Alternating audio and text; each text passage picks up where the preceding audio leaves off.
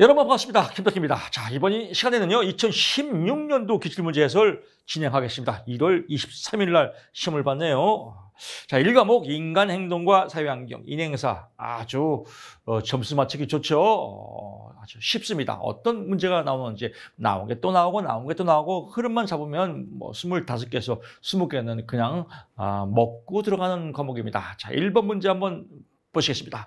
인간 발달 뭐 잘 나오지 설명으로 옳지 않은 거 맨날 똑같아요.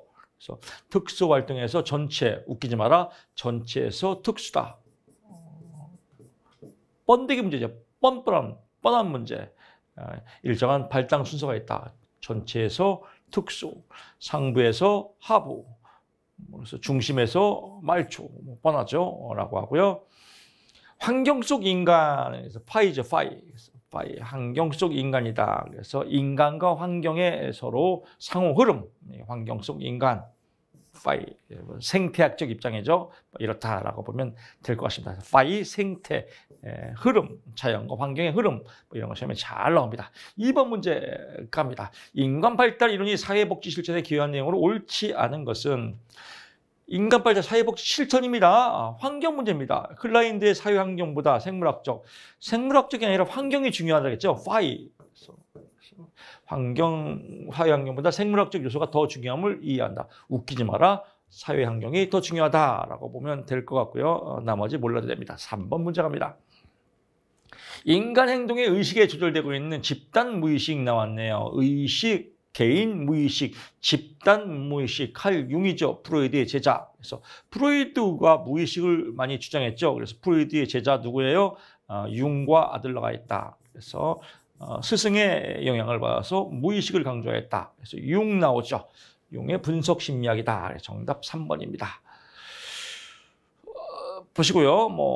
프로이드의 정신분석 이론 이런 것들은 서로 이제 자주 나오는 용어들이니까 메슬로의 자아 실현, 피해자의 인지 발달, 로저스의 현상학적 이렇게 서로 연결하면 됩니다. 현상학적 주관적 입장이다. Here and now 현실을 강조했다라고 보면 될 것 같고요. 4번 갑니다. 그래서 여기는 이제 나오지만 로저스의 현상학적 이론에서는 개인의 주관적 입장, 개인차가 다 있지 않습니까? 개인의 객관적 입장이 아니라 주관적 입장을 강조했다라고 또 한번 짚고 넘어가면 1타 2피 좋습니다. 4번 문제 갑니다. 사회체계 이론, 체계가 흘러가야겠죠. 옳은 것은 그래서 인간의 행동은 체계에 가서 에너지를 주고받는다. 그래서 서로 주고받고 찌찌뽕, 그래서 에너지를 주고받는다. 사회체계. 이거 상식이죠. 인문학이죠. 인간 행동을 원인과 결과라는 단선적 관점이다라고 하는데 단선적 관점은 아니죠. 그래서 원인과 결과가 상호작용하는 겁니다. 단선적 관점이 아니다. 이 정도만 보면 될 것 같고요.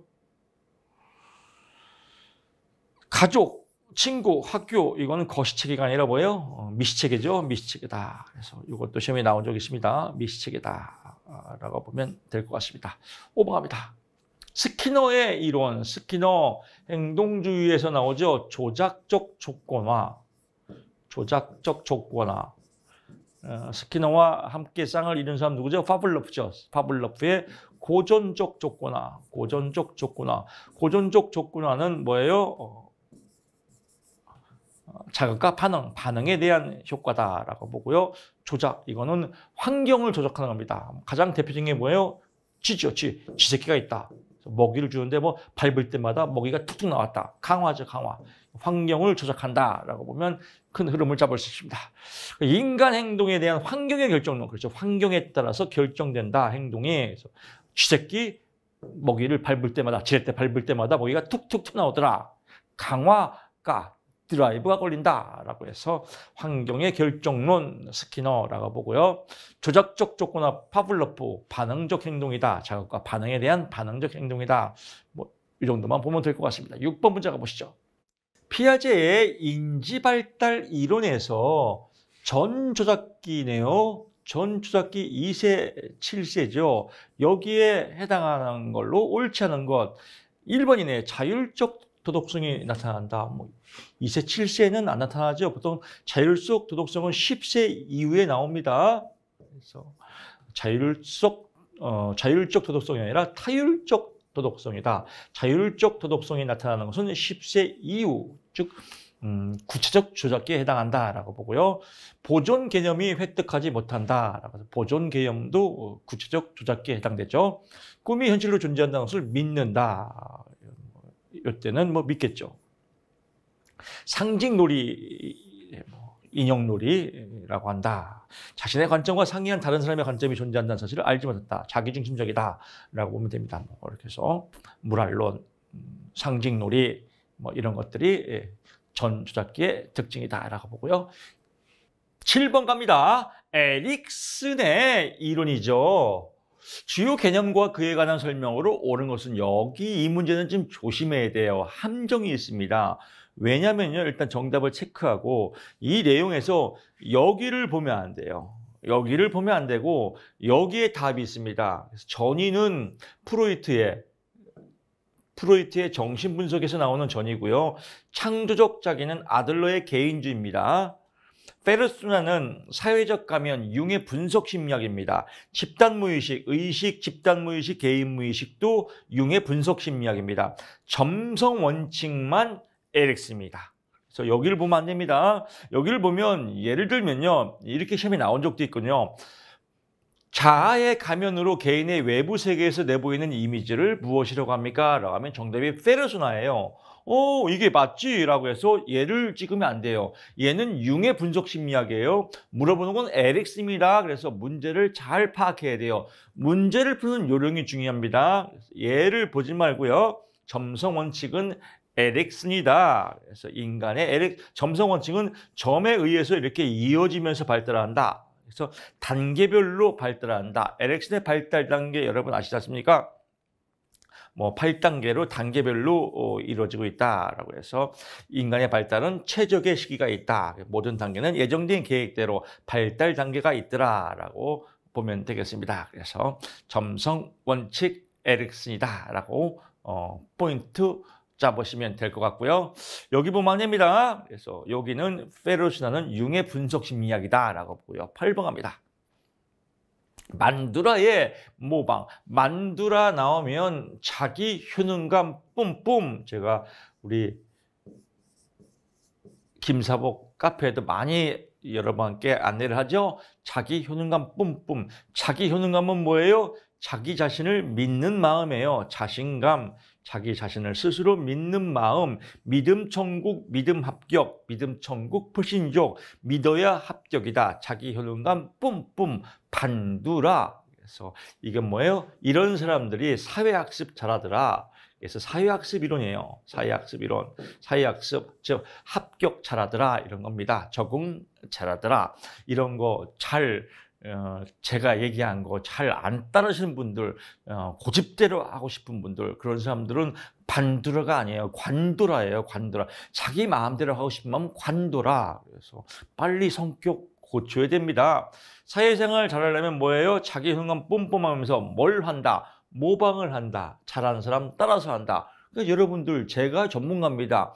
저를 따라서 하는 겁니다. 공부를 저렇게 하고 하는구나 라고 모방학습. 지금 우리 동영상에서 저를 강의하는 거 보지 않습니까? 관찰학습, 모방학습, 관찰학습, 반두라다라고 보는 겁니다. 옳지 않은 건 나옵니다. 조작적 조건화 나오면 뭐예요? 스키너의 행동주의 스키너의 조작적 조건화. 예를 들면 쥐새끼를 이렇게 레바를 장치한 다음에 먹이를 딱 조작했더니 얘가 점점 배고플 때마다 지를 때를 누르더라. 이런 건 조작했죠. 환경을 조작했다라고 해서 스키너다. 반두라가 아니다. 모방을 대리학습이라고 하고요. 시연을 통해서. 시연은 다시 한번 해보는 거예요. 재현, 재현 이런 거다라고 보고요. 반두라 나오면 아주 땡큐죠. 칼 로저스. 아름다운 사람입니다. 아름다운 사람, 아름다운 관계. 그래서 내담자 중심 상담, 클라이언트 상담 중심, 또는 비제시적 상담, 따끈따끈한 상담, 그래서 좋은 말 상담, 현상학적 이론, here and now, 지금이 중요하다. 지금이, 과거는 지나갔다. 미래는 아직 오지 않았다. 지금 중요한데 지금 무엇이 주관적, 개인의 주관적 입장이 중요하다. 객관적 입장이 아니라 개인의 주관적 입장이 중요하다. 주관적 현상이 중요하다라고 하는 게 칼 로저스입니다. 완전히 기능하는 사람, 충분히 기능하는 사람이라고 합니다. 뭐 이거는 좋은 말이 답이에요. 완전히 기능하는 사람, 변비가 없는 사람, 완전히 기능하죠. 이런 거죠. 소화가 잘 되는 사람, 혈액순환이 잘 되는 사람, 완전히 기능하는 겁니다. 정신적으로 사고가 열려있는 사람, 자유로운 사람, 창조적인 사람, 그러니까 좋은 말이죠. 창조성, 경험에 대한 개방성, 실존적인 삶, 선택과 행동의 자유의식, 다 좋은 말이네요. 모두 답입니다. 10번으로 넘어가 보시겠습니다. 성격 이론과 학자 및 주요 개념의 연결이 옳은 것 찾으면요.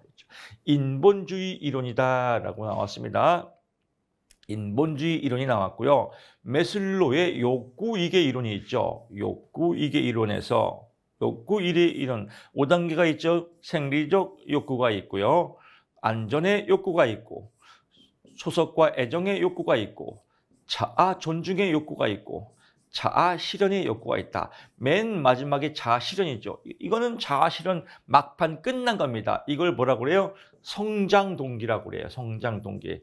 이 성장 동기까지 가기까지 단계별로 계층적으로 올라가더라. 결핍을 해소하면서 올라가더라라고 해서 결핍 동기라고 합니다. 그래서 자아 존중하면 겹칩니다. 하지만 뭐 굳이 나눈다면 이렇게 자아 존중까지 요 단계를 결핍된 상태에서 올라가다가 맨 막판에 성장으로 올라가더라. 성장 단계는 무슨 단계다? 자아 실현 단계다. 그래서 결핍 동기, 메슬로우, 인본주의, 인간주의다. 클라이언트 중심이다라고 보고요. 분석 심리학 나왔고요. 융 나왔고 도식은 피아제입니다. 개인 심리학 있고요. 아들러 열등감이죠. 페르소나는 융의 분석 심리학입니다. 아들러는 열등감입니다. 정신분석 프로이드 나왔습니다. 아니무스도 융의 분석 심리학입니다. 그래서 프로이드는 리비도죠. 리비도 성적 욕구, 인지발달 이론 피아제, 열등감은 아들러의 개인주의다라고 여기서는 뭐 전체적으로 또 랜덤으로 나올 확률이 있으니까 정리했습니다. 다시 한번 갈게요. 도식은 피아제, 결핍 동기는 인본주의 메슬로우. 인본주의 누구라고요? 로저스다라고 하고요. 페르소나 융의 분석 심리학이고 아니마도 융의 분석 심리학 열등감 아들러. 그래서 웃자고 하는 소리입니다. 아들 못나서 열등감. 그래서 열등감. 지금은 딸이 더 부모한테 결혼해서 잘한다는 세상입니다. 물론 뭐 아들도 잘하고 딸도 잘하고 하면 아주 좋죠. 아들도 잘하는 사람도 있겠죠. 그렇습니다. 10번 문제 해결됐고요. 11번으로 넘어가 보겠습니다. 메슬로우의 욕구. 메슬로우 이번 시험 많이 나왔네요. 메슬로우 욕구 단계죠. 욕구 위계 이론이죠. 에서 사회복지에 미친 영향. 욕구니까 욕구가 키워드겠죠. 욕구 찾아보세요. 여기 있네요. 욕구를 조사하는데 유용하다. 지가 다 써 있잖아요. 이걸 빨리 감잡아야 돼요. 이 문제에 나왔던 단어나 여기 보기에 오지선다에 나왔던 이 선다에 나왔던 이 단어가 있다든지 의미가 있으면요. 그게 답입니다. 그래서 이걸 매칭하는 시험이다. 감 잡은 분은 공부 겁나게 재밌습니다. 사정은 어세스먼트 욕구 조사죠. 욕구가 몇 단계로 계층적으로 움직이는지. 만약에 시험에 욕구가 충족된 상태는 어느 단계입니까? 라고 하면 자아 실현이겠죠. 맨 상층이겠죠. 해결됐으니까 나머지는 볼 거 없습니다. 나머지를 보니까 공부가 어려운 거예요. 이 문제 나오면 이렇게 나옵니다. 12번 갑니다. 반두라 사회학습 나왔네요. 또 나왔네. 반두라 주요 개념 자기 효능감, 관찰학. 자신감은 어디서 나온다? 모방, 관찰학습. 그래서 관찰학습, 모방학습, 반두라 나왔죠. 13번 갑니다. 피아제의 인지발달에 관한 설명으로 옳은 것은 피아제의 인지발달, 대가리가 발달된다. 그래서 어떻게 발달돼요? 감각운동기, 전조작기, 구체적 조작기, 형식적 조작기 순으로 발달된다. 옳은 것. 아동은 성인의 직접적인 가르침 없이도, 그렇죠. 가르침 없이도 그냥 알아서 발달 단계가 되면 0세, 2세, 2세, 7세, 7세, 12세, 12세 이후 이 나이가 되면 지절로 알아서 발달되더라. 가르침 없이 지절로 발달되더라. 뭐가? 대가리 구조가. 그래서 인지 발달, 성인의 가르침 없이도 저절로 된다라고 보면 되고, 나머지는 옳지 않은 거니까 보면 더 헷갈립니다. 14번 갑니다. 에릭슨과 프로이드의 발달 단계의 연결으로 옳은 것은 나옵니다. 이런 것도 연결해서 많이 나오거든요. 자율성 대 수치감. 자율성. 똥오줌을 내 맘대로 가렸네? 못 가렸어. 수치심. 자율성 대 수치심. 이건 어디요? 똥오줌이니까 항문기구나. 그래서 이렇게 연결하면 쉽습니다. 그래서 포인트 잡고 넘어가시고요. 추가로 나올 때는 근면성 대 열등감은 뭐예요? 숙제 잘하면 근면성, 숙제 못하면 열등감. 이건 학령기죠. 7세 학교 갈 때 실제 12세. 친밀감 대 고립감. 애인 있으면 친밀감, 애인 없으면 고립감. 이건 뭐예요? 청년기죠. 주도성 대 죄의식. 내가 마음대로 할 수 있냐? 내가 마음대로 못하면 죄의식이 생긴다. 또 정체감 대 정체감 혼란. 이건 청소년기죠. 이렇게 해서 연결하면 될 것 같습니다. 15번 갑니다. 아동기의 발달 특성으로 옳은 것을 모두 고른 것을. 아동기 7세, 12세 많이 나오죠. 여기서 아동기 7세, 12세는 어디예요? 구체적 조작기죠. 구체적 조작기의 특성 나옵니다. 옳은 것 니은, 리을이네요. 니은. 육치가 연구치로 바뀌면서 보존개념. 그렇죠. 보존개념. 7세, 12세는 아동기라고도 하고요. 또 학령기라고도 합니다. 학교 다니는 겁니다. 초딩 때, 질량 불변의 법칙. 과학 배우지 않습니까? 이 질량과 이 질량은 똑같다. 보존되어 있다. 보존 개념을 획득할 수 있다라고요. 한 가지 속성에 따라 대상을 배열하는 서열화, 순서대로 하는 거, 또는 유목화, 묶는 거, 이런 것들이 학교 다니면서 배우게 된다. 니은, 리을이고요. 자아정체감은 언제예요? 자아정체감 대 역할 혼미. 이건 청소년기다. 라고 하고요. 가설적 추리, 연역적 나오면 뭐예요? 형식적 조작기다. 여러분 다 아실 겁니다. 16번으로 가보시죠. 중년기네요. 중년기의 발달 특징으로 옳지 않은 것은 이건 서비스 문제입니다. 성격이 성숙하고 성정체성. 성이 제일 발달되는 언제예요? 청소년기죠. 질풍노도시기, 청소년기다. 성정체성은 중년기가 아니라 청소년기다라고요. 나머지들은 다 상식이고요. 중년기의 빈둥지 증후군 여러분 다 아시지 않습니까? 또 생산성제 침체성. 그렇죠. 중년기 때 한참 일해야죠. 40대 64세. 그래서 일 잘하면 생산성, 못하면 침체성. 이렇게 이 정도만 포인트 잡으시면 될 것 같습니다. 17번 갑니다. 태아의 유전적 요인에 관한 발달장애. 이것도 꼭 나옵니다. 유전. 그래서 옳지 않은 것은 나온 증후군은 23번 염색체가 하나 더 있어. 염색체 수가 47개다. 하나 더 있는 건 맞는데 23번이 아니에요. 말장난이에요. 21번입니다. 21번이다라고 하고요. 혈액병 X염색체 혈성 유전자에 기난다. 그렇죠. 열성 유전자 X염색체라고요. 터너 증후군은 X염색체를 하나만 가진 여성. 터너 증후군은 여성에게 나타난 염색체인데 여성에 나타난 염색체는 XX죠. 그래서 X가 하나뿐이 없다. 터너 증후군. 이러면 어떻게 돼요? 남성처럼 되는 겁니다. 남성화처럼 신체에 이렇게 수염도 나고 목소리도 남성화되고 터너 증후군. 클라인펠터 증후군. 이거는 남자인데 여자처럼 행동하는 겁니다. 그래서 남자인데 가슴이 나오고 큰일 났어요. 큰일 났다. 클라인펠터. X염색체를 더 많이 가진 남성에게 나타난다. X염색체는 여성 염색체죠. 그래서 XY가 남사 염색체인데 X가 더 있어요. XXY. 그래서 하나 더 있다. 그래서 가슴이 나오고 목소리도 여자처럼 되고 안녕하세요 이렇게 된다라고 보는 겁니다. 페닐케톤요증이다라고 하면 여기는 아미노산 나오면 페닐이다 이 정도만 나오면 될 것 같습니다. 18번 갑니다. 이런 걸 다 외우면 안 돼요. 페닐케톤 요증은 아미노산을 분해시키는 효소가 결핍된 열성 유전자에 기난다. 우리 시험은 객관식 시험이란 말이에요.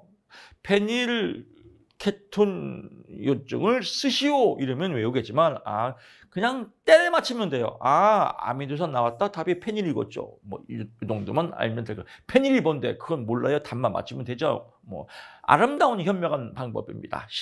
18번 갑니다. 퀴빌러스 서비스 문제입니다. 부분타 우수. 그래서 부분타 우수하고요. 타협을 다룰 때는 협상이라고 나올 때도 있다라고 보면 될 것 같습니다. 19번 갑니다. 청년기의 발달 20세, 34세에 관한 설명으로 옳지 않은 것은 아동기 이후 인생의 과도기로서 신체적, 성적 성숙이 빠르게 진행된다라고 나오는데 아동기 이후 인생의 과도기로서 신체적 성적이 빠르게 진행되는 것은 청년기가 아니라 언제예요? 청소년기다. 청소년기다. 여러분 시험 볼 때 성적 이런 말 나오면 무조건 청소년기예요. 청소년기, 사춘기 때 성적으로 예민한 시기 아니겠습니까? 그래서 포인트 잡으시면 될 것 같고요. 에릭슨의 발달 단계에서 친밀감 대 고립감이다. 그래서 청년기, 대학교 입학해서 애인이 있으면 친밀감, 없으면 고립감. 나온 거 또 나오고 나온 거 또 나오고 그렇습니다. 20번 갑니다. 청소년기 13세, 19세죠. 청소년기 사춘기의 발달 특성으로 옳지 않은 거 정답 체크하면 힘과 기술이 향상되지만 신체적 성장 속도는 둔화된다. 사춘기 때, 청소년기 때 무럭무럭 크지 않습니까? 신체 발육 상태가요. 신체적, 정신적 발육 상태가 둔화된다가 아니라 커진다 라고 보시면 될 것 같습니다. 빠르다 라고 보고요. 혹시 교재에 해설이 잘못됐으면 수정 부탁합니다. 항상 강의가 우선입니다. 강의가 우선이다. 정답 4번 둔화된다가 아니라 빠르다라고 보시면 되겠습니다. 유아기 3세, 6세의 발달 특성으로 옳은 것은 3세, 6세입니다. 1번 체크하시고요. 발달 과업 중에 하나는 배변 훈련이다. 똥오줌 잘 가리는 거 3세, 6세 유아기 때 해당된다라고 보고요. 피아제의 구체적 조작기에 해당된다. 구체적 조작기는 몇 살이죠? 7세, 12세 학령기다. 인습적 수준도 학령기 7세, 12세다라고 보고요. 신뢰감 대 부신감. 젖 잘 주면 신뢰감. 젖 안 주면 부신감, 신뢰감 대 부신감은 영악이죠. 0세, 2세다라고 보고요. 물화활동 사고에서 완전히 벗어나서 생명이 있는 것과 없는 것을 구분한다. 완전히 벗어나는 시기는 언제다? 이것도 아동기, 학령기 7세, 12세다. 이렇게 보시면 될 것 같습니다. 22번으로 가보시죠. 인생 주기별 발달 특성에 관한 설명으로 옳지 않은 것 체크하면요. 영악에는 거식증이 나타난다. 거식증은 식사를 거부하는 겁니다. 왜? 살찔까 봐. 그래서 사춘기에 많이 나타나죠. 영악이가 아니다라고 보고요. 주도성 대 죄의식. 내가 할게, 내가 못하면 죄의식. 이건 유아기 때 일어난다라고 보고요. 자기 중심력이 완화된다. 역할 수행이 가능하다. 왜? 학교 가서 배우니까 학교 간다. 학령기, 아동기 7세, 12세고요. 상상의 청중, 나만 바라봐. 개인적 우화, 나는 할 수 있어. 질풍노도의 시기, 청소년기의 특징이다라고 보고요. 노년기는 자아 통합이 해당된다라고 포인트 잡으시면 될 것 같습니다. 23번 갑니다. 영악이 0세, 2세네요. 발달 특성으로 옳은 것을 모두 고르시오. 기역, 니은, 디귿이 옳으네요. 리을이 아니네요. 서열함이 분류와 서열화 순서를 안다. 분류, 유목합, 묶어놓는다. 이건 뭐예요? 구체적 조작기. 학교 가서 배우는 거죠. 구체적 조작기 7세, 12세 아동기, 학령기라고도 한다라고 보고요. 영악이는 뭐예요? 애착관계, 부모와의 애착관계, 대상 영속성. 그래서 물체가 엎드려도 일로 우유가 여기서 일로 갔다라고 할 수 있는 거. 모로반사 뭐예요? 신생아들 딱 손뼉치 뭐냐? 깜짝 놀라 손 번쩍 들고 막 하는 거예요. 모로 반사. 마빈스키 반사, 발가락 간지럽히면 발가락 쫙 피는 거. 이런 것들이 영악기 때 일어난다. 피아제의 감각운동기 단계다라고 보는 겁니다. 목적지향적 행동이다. 목적지향적은 뭐예요? 배고플 때 우유 달라고 우는 거 뭐 이런 겁니다. 24세 갑니다. 문화에 관한 설명으로 옳지 않은 것은 나옵니다. 정답 체크하면요. 4번입니다. 개인의 행동에 대한 규제와 사회 통제의 기능을 수용하지 않는다. 문화는 문화 수용하면 수용, 수행, 사회적 통제 기능을 하지 않는다. 이게 이문학 문제죠. 한다라고 보면 됩니다. 행동에 대한 개인의 행동의 규제와 사회 통제의 문화의 요소가 있다, 역할이 있다라고 보면 될 것 같고요. 문화 변형도 별도로 시험에 나옵니다. 변용, 변화지요, 변화. 그래서 둘 이상의 이질적인 문화가 접촉한 결과 한쪽 또는 쌍방의 원래 문화 형태의 변화. 이것을 무엇이라고 합니까? 문화 변형이다라고 별도로 나올 때가 있습니다. 라고 보시고요. 25번 갑니다. 집단에 관한 설명으로 옳지 않은 것은 나옵니다. 5번입니다. 구성원들은 지지하고 있는 자극시키는 힘을 가지기 때문에 긍정적 기능만을 뭐뭐만을 이거 나오면 삑사리라겠죠. 그래서 이것도 인문학 문제다라고 보고요. 나머지 볼 거 없습니다. 이렇게 해서 인간 행동과 사회환경, 인행사 과목을 마치는데요. 여러분 문제를 풀어보면서 문제가 어렵다고 느끼신 분들은 영아기, 유아기, 이런 구체적 조작기, 아동기, 이런 청소년기, 청년기 이런 역할들의 특징들을 개념 정리가 안 된 분들이 어려워요. 개념 정리가 된 분들은 아주 쉽거든요. 그래서 그 연령별 특징을 파악해야 된다라고 보시면 될 것 같습니다. 자, 이제 1교시 끝나고 1교시의 1과목 끝나고 2과목 사회복지 조사론 제일 어렵습니다. 과락이 제일 많이 나오는 과목입니다. 그래서 과락이 제일 많이 나오는 과목이 조사론과 정책론입니다. 조사론 1교시 때 아주 마음 먹으세요. 25개에서 반띵만 맞히자. 그래서 12개에서 13개만 맞히자. 이렇게 생각하면 마음 편합니다. 그러려면 1과목 인간행동과 사회환경에서 점수를 많이 맞춰야 됩니다. 인간행동과 사회환경 1과목에서 80점을 맞았다. 그럼 이 조사론에서 40만 맞아도 합격입니다. 왜? 평균이 60이기 때문에 수업을 들었는데 반띵은 하겠지. 이런 가벼운 마음으로 수업을 들으면 부담이 없습니다. 26번 갑니다. 다음에 제시된 질문의 응답 범주에 관한 설명으로 옳은 것은 나왔습니다. 특히 조사로는 너무 많이 공부하면 조사다 미쳐버려요. 그러니까 포인트 잘 잡아야 돼요. 사회복지 1급 국가시험 영역 중에서 당신이 가장 좋아하는 영역은 무엇입니까? 라고 나왔는데 과목이 다 안 나왔죠. 실천기술론 안 나왔네요. 정책론 나왔고요. 행정론 안 나왔네요. 법지론도 안 나왔네요. 그럼 뭐예요? 포괄성 전체를 다 안 물어본 거죠. 포괄성에 위배된 거예요. 그럼 답이 총망라적이지 않다. 포괄성에 어긋났다. 그렇죠. 얘 빼놓으니까 쉽잖아요. 공부 되게 쉬워요. 그러니까 얘 볼 거 없습니다. 27번 이런 문제 나오면 또 나왔으면 좋겠죠. 그렇습니다. 그래서 한 번의 패턴만 알면 쉬워요. 27번 조사 설계 타당성에 관한 설명으로 옳은 것은 나옵니다. 동일한 프로그램의 효과성이 서울과 제주와 같지 않다는 거예요. 같지 않대요. 그것은 이 외적 타당도.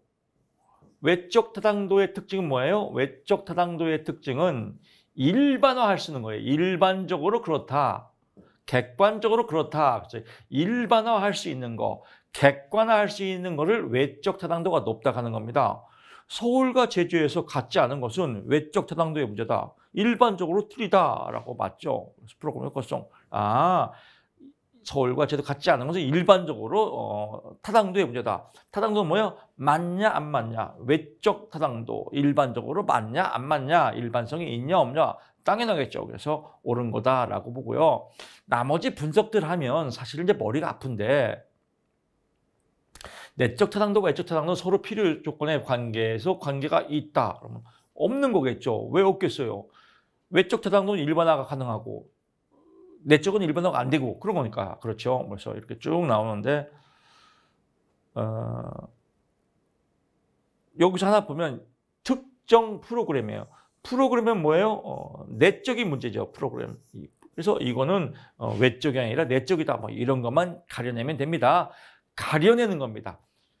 기독교에서 분별하여라. 분별. 이거 분별을 거룩이라고 그래요. 거룩. 거룩하여라. 분별해야 돼요. 선인지 악인지 분별하고요. 악은 멀리하고 선은 가까이 하고 우리나라 속담은 똥인지 된장인지 분별하여라. 똥은 버리고 된장은 먹고 공부도 분별해야 돼요. 정답은 내 것으로 만들고 필요 없는 건 버리고 그게 거룩한 공부 방법입니다. 28번으로 가보시죠.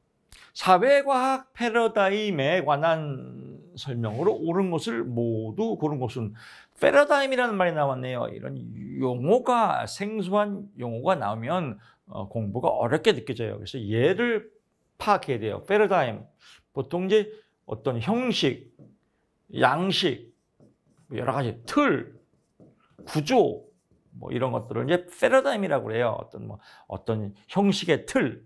그러니까 형식의 틀이다라고 하는데 옳은 것을 모두 그러시오라고 했습니다.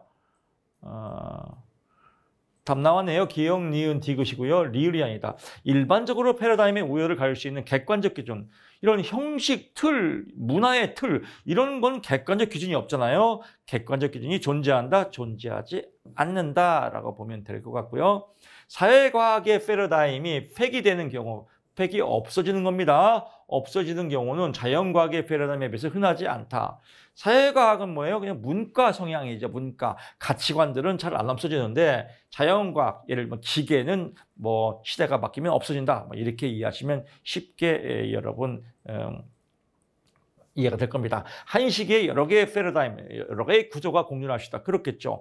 쿤 나오면 쿤. 혁명, 혁신이다. 정진적이지 않고 혁신적, 혁명적이다라고 보는 겁니다. 사회혁신. 그래서 쿤 개별적으로 나올 때도 있습니다. 그래서 체크 포인트 해두시고요. 29번 갑니다. 조사 설계의 타당성, 조사 설계가 맞냐 안 맞냐에 관한 설명으로 옳은 것은 나옵니다. 아동학대 예방을 위한 부모 교육의 효과성 검증을 위해서 아동보호 전문 기관을 통해서 교육 참여를 희망하는 부모를 여기서 삑살이네요. 교육 참여를 희망하는 부모. 효과성을 얻으려면 무작위 차출이 이게 기본이죠. 그래서 희망하는 부모를 모집했다는 거는 벌써 선별 자체를 잘못한 거죠. 그리고 나중에 교육 종료 후 1년 동안 교육을 받은 부모 집단과 받지 않은 부모. 이거는 비교하면 선발 자체를 무작위로 해야 되는 게 기본 원칙인, 그래야 뭐 타당성이 있지 않습니까? 여기는 희망하는 사람만 원했으니까 선발 자체를 잘못했죠. 그래서 편향된 집단 선택, 선발을 잘못했다. 그래서 선발 효과라고 합니다. 그래서 선발을 편향적으로 했다. 답 나왔죠. 이런 용어를 알면, 이런 것들을 끄집어내지 못하면요 100번을 읽어도 이해가 안 가요. 그래서 조사는 어렵다라고 하는 분들은 너무 조사해서 그래요. 이런 건 통계적 회계조사하고 이거 조사하다 보면 미쳐버려요. 그냥 선발을 잘못했구나, 편향적으로 했구나, 끝. 이러면 아주 쉽습니다. 30번 갑니다. 이건 서비스 문제죠. 연구 윤리에 관한 설명으로 옳지 않은 것은 사회복지사인 연구자가 연구 참여자의 아동학대, 학대가 나오면 신고해야죠. 그래서 비밀보장 원칙, 비밀보장할 필요 없다. 학대, 폭력, 범죄 이런 얘기는 비밀 보장할 필요가 없다. 상식이죠. 나머지 볼 거 없습니다. 31번으로 넘어가시죠.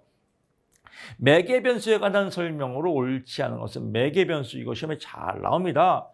독립 변수가 있고요. 종속 변수가 있고요. 또 여기에 이걸 두 개를 조절하는 변수가 있고요. 또 매개체를 하는 매개 변수가 있고요. 이 중간에 이게 있단 말이에요. 예를 들면 우리 제가 항상 비교 똑같이 하지만 CF 신민아하고 원빈이 커피 카푸치노과 커피 CF 할 때 신민아가 커피 마시다가 거품이 입에 묻었죠. 원빈이 닦아주는 척하다가 키스했죠. 이게 뭐예요? 거품 키스 아니에요. 이런 CF가 있지 않습니까? 신민아하고 원빈하고 키스했다. 이게 뭐예요? 종속, 결과예요, 결과. 무엇 때문에 키스했어요? 커피의 거품이죠. 그래서 독립버스는 뭐예요? 커피 거품이다. 근데 왜 키스했어요? 신민아가 원빈이 좋아하게끔 이쁘잖아요. 만약에 안 이뻤으면 휴지 줬겠죠. 그래서 이쁜 건 뭐예요? 매개 변수죠. 직접적인 원인이다. 간접적인 원인. 이거 이 커피를 유도하도록 신민아가 자꾸 이렇게 예를 들면 막 이렇게 잉크화 그래요. 이건 조절한 거죠. 커피를 키스를 유발하게끔 조절 변이다. 이렇게 이해하시면 됩니다. 옳지 않은 것은 독립 변수에 선행한다. 매개 변수는 중간에 있죠. 선행하는 거 아닙니다. 그래서 옳지 않죠. 라고 나오고요. 종속 변수와 관련성이 있다. 그렇죠. 독립 변수와 종속 변수 간의 분석. 그렇죠. 매개 변수는 2개 이상 되겠죠. 보면 되겠다. 32번 갑니다. 사회복지사에게 과학적 조사 방법론이 필요한 이외를 모두 과학적 조사 방법론은 딱 좋은 말이 답이에요. 지식이 필요할 때, 개발이 필요할 때, 욕구 조사가 필요할 때, 평가를 위해서 필요할 때니까 다 필요하겠죠. 아주 쉬운 문제입니다. 33번 갑니다. 정의 무작위 오류에 관한 설명으로 옳은 것으로 나옵니다. 무작위 오류에 관한 무작위를 뽑는 거예요. 근데 설문 문항에 지나치게 많아요. 바빠 죽겠는데 한 1000개 돼요. 그러면 하기 싫죠. 그냥 내 마음대로 하고 싶어요. 그래서 지나치게 많아요. 왜? 지치고 스트레스 받는 얘기에서 설문 문항에 지나치게 많을 경우에는 발생하기가 쉽다. 무작위 오류가 발생할 확률이 쉽다라고 이해하시면 될 것 같습니다. 34번 갑니다. 연구 문제의 서술에 관한 설명으로 옳은 것은 나옵니다. 연구에 관심이나 의문의 대상에 서술되어야 한다. 당연히 서술되어야겠죠. 맞잖아요. 그래서 보통 이제 연구 문제는 평소문이 아니라 의문문이다라고 보고요. 정의 관계로 서술되어야 한다. 정의 관계뿐만 아니라 부의 관계도 함께 서술되어야 한다라고 보면 될 것 같고요. 30 여기도 시험 문제 마찬가지죠. 만약에 시험 문제 부의 관계로 서술되어야 한다. 이것도 삑사리예요. 정과 부가 같이 서술되어야 한다라고 보시면 될 것 같습니다. 35번 질적 연구의 엄격성을 높이는 전략을 질적 연구 기억 니은 디귿이네요. 질적 연구의 엄격성을 높이는 전략이에요. 내부자적 시각을 유지해서 완전 관찰자라고 하는 거죠. 완전 관찰자 역할은 뭐냐면요. 관찰만 하는 거예요. 관찰만. 익명이고요. 관찰만 하고요. 참여도 안 하는, 참여가 없는 거예요. 참여가 없으니까 내부자가 아니죠. 외부에서 바깥에서 관찰하는 거니까. 그래서 내부자 쪽. 이 말 자체가 말짱 삑살이에요. 완전 관찰자는 내부로 들어갈 수가 없죠. 왜? 관찰만 하는 거니까. 내부자 쪽 시각이 아니다. 외부자적 시각이다라고 보는 겁니다. 용어 자체가 틀렸습니다. 라고 보고요. 해결됐죠. 그래서 완전 관찰자는 그냥 완전히 참여 안 하고 관찰만 하는 사람이다라고 보고요. 장기적 관여를 위한 노력, 연구자의 원주민화를 경계하는 노력, 해석을 적합하지 않은 부정적인 사례 찾기 이런 것들은 질적 연구의 전략, 엄격성을 높이는 방법이다. 질을 높이는 방법이다 이겁니다. 이거는 말 자체가 틀렸다라고 보는 겁니다. 36번 갑니다. 개입의 효과를 평가하는 연구에서 두 개의 모집단 평균 간의 차이가 없을 것이다. 라고. 차이가 없을 것이다. 없다가 아니에요. 이렇게 나온 적도 있습니다. 차이가 없다라고 하는 게 없을 것이다 라고 하는 게 연가설입니다. 즉 관계가 없을 것이다. 즉 차이가 없을 것이다. UN과 U2는 차이가 없다. 똑같다. 찌찌뽕. 이게 연가설이다 이겁니다. 옳지 않은 것은 먼저 체크하고요. 연구자가 참으로 증명되기를 기대하는 것이다. 연구자가 하는 건 뭐예요? 연구가설이죠. 연구가설은 원인과 결과가 인과관계가 있어야 돼요. 인과관계가 있어야 돼야 연가설의 반대가 연구가설이거든요. 인과관계가 있는 게 연구가설이죠. 근데 연구자가 참으로 증명되기를 연가설은 버리는 카드예요. 즉 차이가 없으니까 그냥 기각, 버리는 카드예요. 버리는 카드가 참으로 증명되길 기대한다. 버리는 카드가 참으로 증명되면 뭐하러 연구해요? 그래서 이거는 거짓, 연구자 거짓으로 증명되기를 기대하는 가설이다. 연가설이 거짓, 버리는 카드라 이거. 버리는 카드 필요 없을 때 연구하는 거니까요. 정답 3번이다라고 보고요. 얘는 맞고요. 가설 검증에서 반드시 필요한 가설이다. 그래서 가설 검증에서 왜? 버리는 카드가 있어야죠. 그래야 연구를 할 거 아니겠습니까? 개입의 효과가 우연에 의해서 발생하였다고 진술하는 거죠. 우연. 또 가수 우연히가 생각나네요. 나이트클럽에서 첫사랑 그 남자를 우연히 만났네. 우연히 만났으니까 오차가 생기죠. 오차가 생기니까 버려야겠죠. 연구가설을 반증해서 사용되는 가설이다. 그래서 연구가설은 뭐예요? 인과관계가 있는 거죠. 반증. 그래서 버리는 카드가 있어야 연구한다. 그래서 이런 개념을 잘 알면 안 헷갈립니다. 의외로 연가설 아주 헷갈리는 분 많아요. 헷갈리는 분들은 뭐냐면요. 너무 글자만 봐서 그래요. 연가설, 버리는 카드 차이가 없다가 아니라 없을 것이다. 연구가설, 연구자가 하는 것이다. 인과관계가 있다. 그래서 연가설 기각해야 연구를 한다. 이렇게 보시면 될 것 같습니다. 37번 갑니다. 실험 설계에 관한 설명으로 옳지 않은 것은 준실험 설계는 2개 이상의 집단이 필요하다라고 하는데 준실험, 유사 실험 설계는요. 이겁니다. 하나의 집단을 여러 가지로 A, B, C, D 여러 가지로 형태로 실험하는 걸 준실험, 유사실험입니다. 그러니까 2개 이상의 집단이 필요하다. 2개 이상의 한 집단을 여러 가지 방법으로 설계하는 것을 준실험, 유사실험이라고 한다라고 보고요. 순수실험 설계는 무작위 할당이다. 기본이 있죠. 순수니까 준보다 내적 탄도가 높다. 당연하겠죠. 단일 집단 사전 사용 이런 것들은 여러분이 헷갈려 할까 봐 제가 보충 설명을 해드리고 또 개별적으로 문제가 나올 수도 있습니다. 단일 집단 사전 사후 검사 이게 제일 많이 나오죠. 그래서 사전 검사하고 프로그램 돌리고 또 사후 검사하고 이런 것들은 이제 사전 사후 검사라고 하죠. 그래서 가장 기본적인 거죠. 가장 기본이니까 전실험 검사다. 또는 원시 실험 검사다. 이렇게 보는 겁니다. 프로그램 사전 검사하고 프로그램 돌리고 또 사후 검사하고 이런 걸 단일 집단 사전 사후 검사다. 또 개별적으로 시험에 나온 적도 있습니다. 38번 갑니다. 다음 가설에서 의미하는 변수 또 나왔네요. 변수, 독립변수. 청소년이 제공받는 전문가 지지는 외상 경험이 정신건강에 미치는 부정적인 영향을 완화시켜 줄 것이다 라고 나왔습니다. 외상 경험, 청소년 전문가 지지는 외상 경험이 정신건강이죠.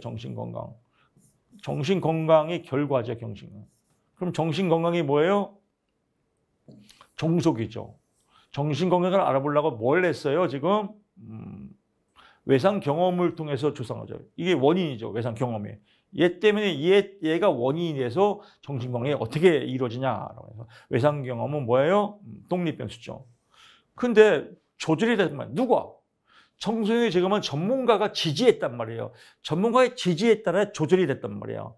좋아질 수도 있고 나빠질 수도 있고 조절됐다. 그래서 조절변수다. 그래서 시험 문제 조절변수 시험이 잘 나옵니다. 그래서 포인트 잡고요. 39번 갑니다.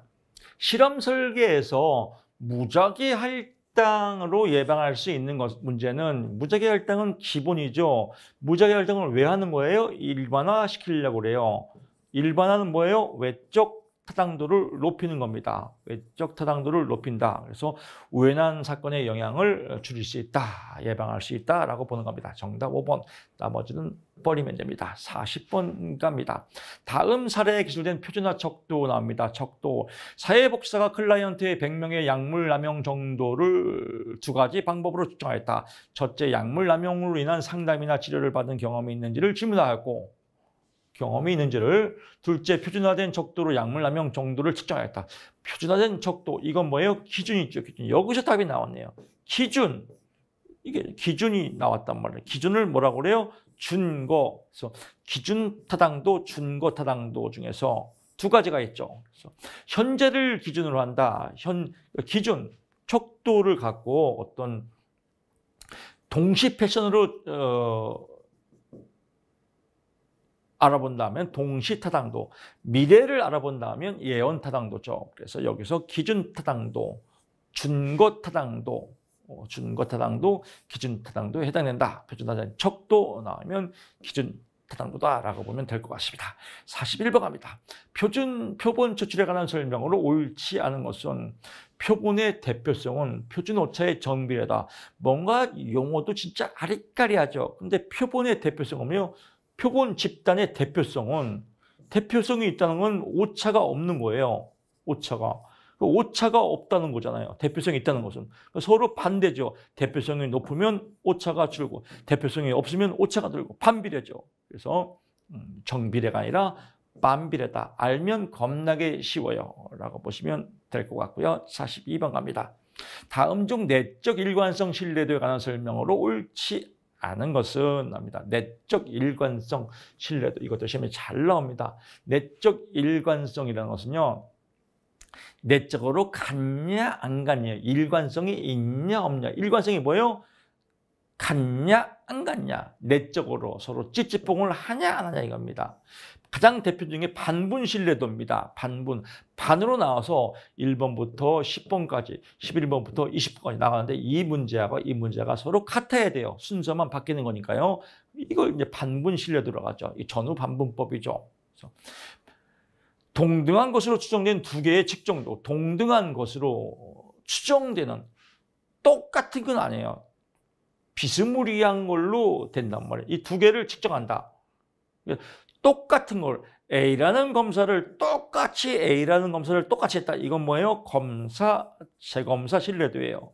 검사, 재검사 신뢰도를 똑같이 하다 보니까 여러 가지 연습 효과, 이열 효과 이런 효과들이 이런 오류가 생기기 때문에 똑같은 문제가 아니라 비스무리한 문제를 만들자라고 한 게 이게 뭐예요? 같은 유형, 동형검사 신뢰도입니다. 동형검사 신뢰도. 그래서 두 개의 측정도고 동등한 것으로 추정되는 같은 유형이 같다 해서 5번은 동형검사 신뢰도입니다. 내적 일관성 신뢰도가 아니라요.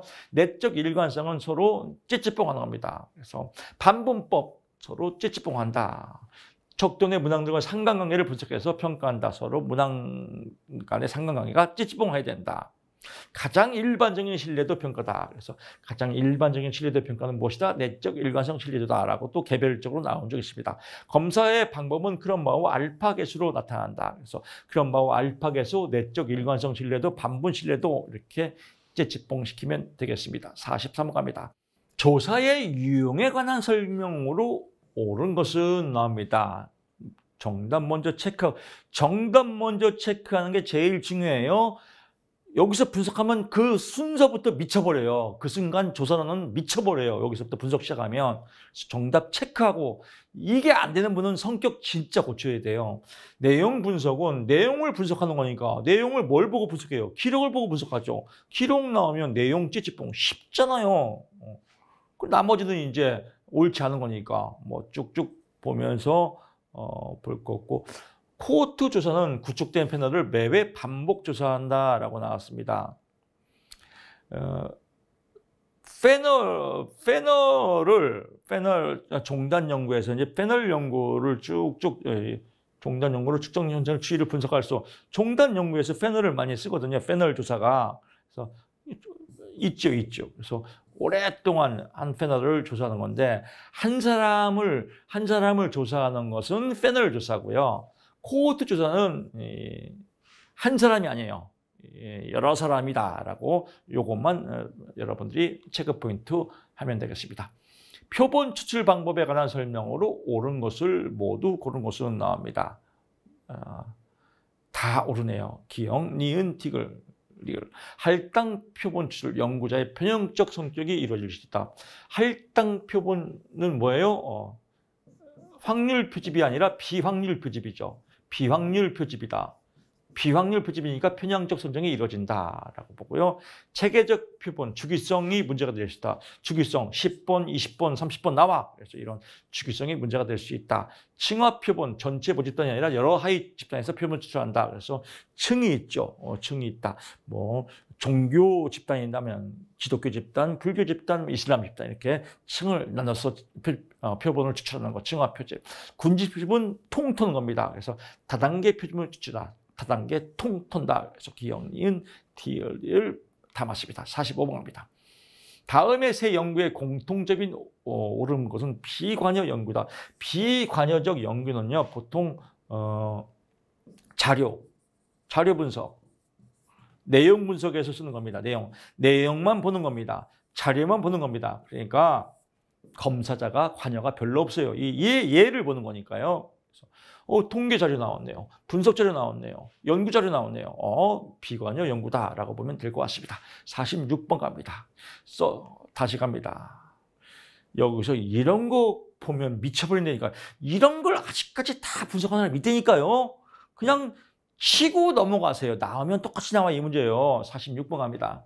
서베이 조사의 적절한 주제가 아닌 것은, 서베이 조사는 뭐예요? 표본 조사죠. 표본 조사. 표본 조사, 일반적 조사를 서베이 조사라고 한다. 아닌 것은 틱 현상을 가진 아동에 대한 단일 사례 분석이다. 이건 단일 사례 분석은 뭐예요? 지가 다 써 있잖아요. 단일 사례 조사죠.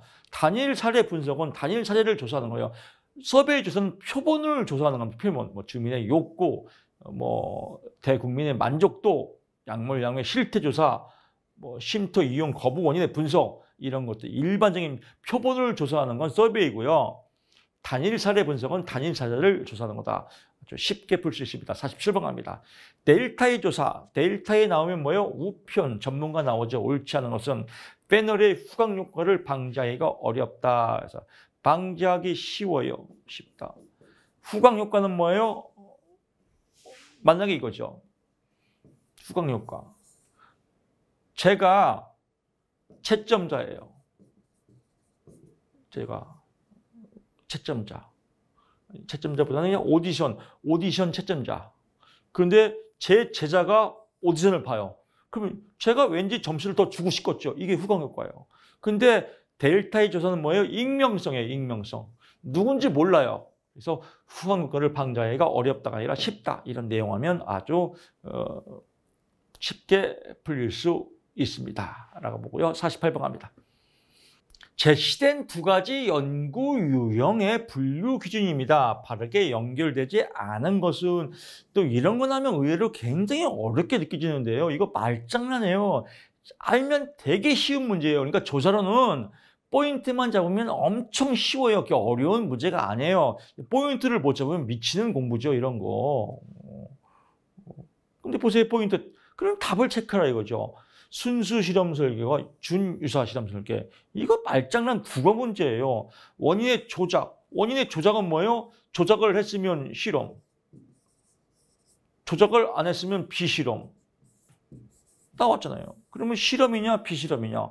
여기는 순수 실험 설계 나왔잖아요. 그럼 여기는 뭐예요? 준유사 실험은 조작도 하는 게 있거든요. 그러면 이게 아니라 뭐가 나와야 돼요? 순수 실험 설계와 비실험 설계죠. 실험을 했냐 안 했냐 이거에 따라서 이게 나온다. 그래서 앞에가 준유사가 아니라 비실험 실험 설계와 비실험 설계. 이래야 얘가 떨어지죠. 쉽잖아요. 양적 조사, 질적 조사. 데이터 할 수 있으면 양적, 할 수 없으면 질적. 뭐 쭉쭉 나오고요. 동일 표본의 반복 측정. 그래서 한 사람이면 페놀, 한 사람이 아니면 코호트 조사. 전수 조사냐, 표본. 전수는 전체 조사. 표본은 표본만 하는 거냐. 그래서 표본 추출의 유무. 표본 추출을 하면 표본 조사, 안 하면 질조사. 국어 문제 쉽잖아요. 49번 갑니다. 장애인에 대한 인식의 변화를 알아보기 위해서 지난 20년 개봉된 영화 중 장애인이, 이건 문제의 함정이 있습니다. 장애인이 등장하는 영화예요. 장애인이 등장하는 영화를 분석해. 장애인이 등장하는 영화를 분석한 거예요. 영화를. 그래서 옳지 않은 건 이 조사에서 표본 추출이 되는 단위는 사람이다.